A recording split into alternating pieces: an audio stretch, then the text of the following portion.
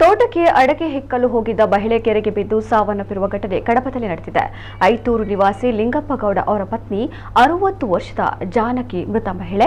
ನಿನ್ನೆ ಮಧ್ಯಾಹ್ನ ತೋಟಕ್ಕೆ ಅಡಕೆ ಹೆಕ್ಕಲು ಹೋಗಿದ್ದ ಜಾನಕಿ ಅವರು ಸಂಜೆ 6 ಗಂಟೆಯಾದರೂ ಮರಳಿ ಬಾರದೆ ಇದ್ದುದರಿಂದ ಲಿಂಗಪ್ಪಗೌಡರು ಪತ್ನಿಯನ್ನು ಹುಡುಕಿಕೊಂಡು ತೋಟದ ಬಳಿಗೆ ಹೋದಾಗ ಕೆರೆಯ ನೀರಿನಲ್ಲಿ ಜಾನಕಿ ಅವರ ಚಪ್ಪಲಿಗಳು ತೇಲುತ್ತಿರುವುದು ಕಂಡುಬಂದಿತ್ತು.